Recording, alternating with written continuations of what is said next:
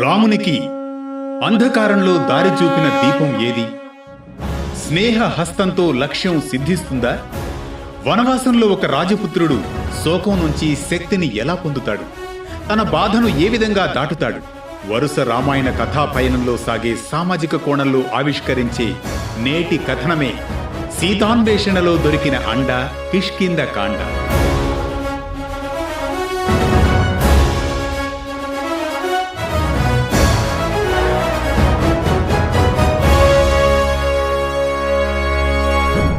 అనగనగా అది త్రేతాయుగం. రామలక్ష్మణులు సీతాన్వేషణలు అరణ్యంలో ముందుకు సాగుతున్న సమయం.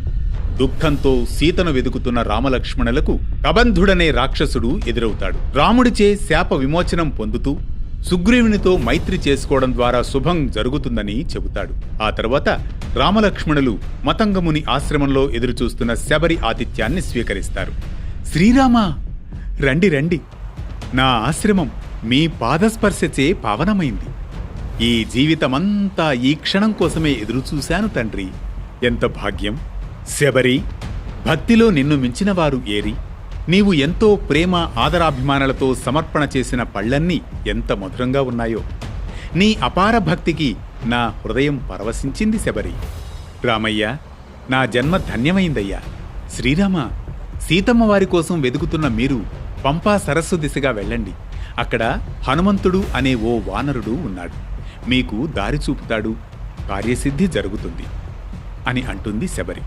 అలాగే శబరి, నీ మాటలే నాకు దిక్సూచి అంటూ రాముడు లక్ష్మణుడు పంపా సరస్సు చేరుకుంటారు. అక్కడ ఎదురుపడతాడు ఓ వానర శ్రేష్ఠుడు హనుమంతుడు.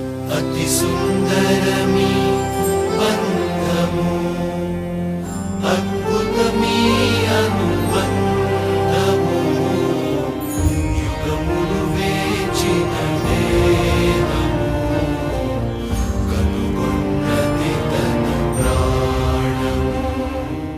ఆర్యులారా, ఎవరు మీరు? ఇలా ఈ వనంలో ఇరువురే నడుస్తున్నారు? మేము కోసల దేశ రాజకుమారులం. మా అన్నయ్య శ్రీరామచంద్రుడు, నన్ను లక్ష్మణుడంటారు. మా వదినమ్మను ఎవరో అపహరించారు. ఆమె కోసం వెదుకుతూ ఇదిగో ఇలా సాగుతూ ఉన్నాం అంటాడు లక్ష్మణుడు. ఆహా, అలానా? సరే, శుభం.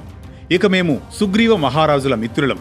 ఆయన కూడా తన భార్యను కోల్పోయి విచారంలో ఉన్నాడు. రండి, సుగ్రీవ మహారాజు వద్దకు వెళదాం అన్న హనుమంతునితో సుగ్రీవుని దగ్గరకు రామలక్ష్మణులు వెళతారు.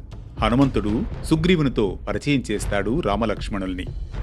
రామ, వాలి మా అన్న బలవంతంగా నా రాజ్యాన్ని, నా సతీమణిని స్వాధీనం చేసుకుని నన్ను అడవిలోకి పంపించేశాడు అంటూ సుగ్రీవుడు రాముని వద్దకు వచ్చి తన బాధను చెబుతాడు. నీవు వాలిని సంహరిస్తే నేను నా వానరుల బలంతో నీ సీతమ్మను వెతకడంలో సహాయం చేస్తాను అంటాడు సుగ్రీవుడు. నీ బాధ నాకు అర్థమైంది మిత్రమా. నీ శత్రువు నాకు శత్రువే సుగ్రీవా, చింతించకు అంటాడు రాముడు. రాముడు సుగ్రీవుడు అగ్నిసాక్షిగా మిత్రులవుతారు. రాముడు ధర్మబద్ధంగా వాలిని సంహరించేందుకు నిర్ణయించుకుంటాడు. సుగ్రీవా, నీకు ధైర్యమా నన్ను ఎదుర్కొనేందుకు? నీ బలాన్ని నువ్వు మర్చిపోయావా? ఈసారి న్యాయం నా పక్కన ఉంది అన్నా. నా వెనుక ధర్మం నిలిచింది. వాలిపై దూకుతాడు. అప్పుడు రాముడు వేటగాడి వలె చెట్టు వెనక నుండి బాణాన్ని సంధిస్తాడు. బాణం వాలిని సంహరిస్తుంది. రామా, నీవు నన్ను దాగి ఉండి బాణం వేస్తావా? నీకిది ధర్మమేనా? వాలి, నీవు రాజధర్మాన్ని అతిక్రమించావు.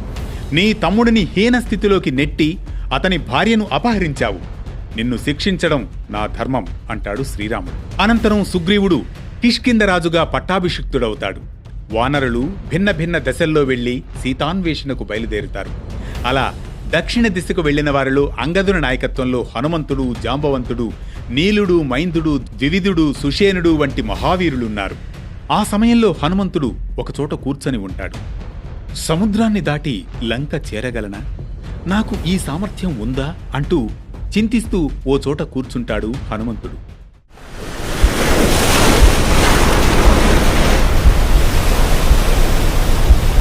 హనుమంత, నీవు వాయుపుత్రుడివి. సూర్యుడే నీ గురువు. నీలో అపార శక్తి ఉంది. మరిచిపోయావా? గుర్తు చేసుకో ఒక్కసారి. జాంబవంతుడు హనుమంతుని శక్తిని గుర్తు చేస్తూ అతనిలో అసాధ్యాన్ని సాధించగల సామర్థ్యాన్ని ప్రబోధిస్తాడు. లే హనుమంతా లే, మేల్కొనిపో రామ బాణంలా, నీలో ఉంది అంజనే తల్లి ఆశీర్వాదం. నీ వాయుదేవుడి బలం ఆకాశమే సాక్షిగా లే హనుమంతా లే. ఆ మాటలు విన్న వెంటనే హనుమంతుని శరీరం కంపించింది. చిరునవ్వుతో నెమ్మదిగా లేచాడు. గుండె కొట్టుకోవడం పెరిగింది. గాలులు మారాయి, వాతావరణం మారింది. ఆ క్షణంలో వానరసేన అంతా ఉలిక్కిపడి ఒక్కసారిగా కేకలు వేయడం మొదలెట్టింది. వారి కళ్ల ముందే ఒక మహాశక్తి మేల్కొంటోంది.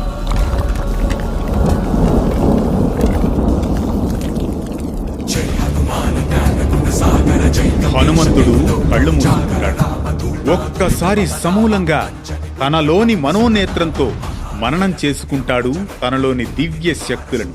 అంతే. జై మాత, జై అంజనా, వాయుదేవ.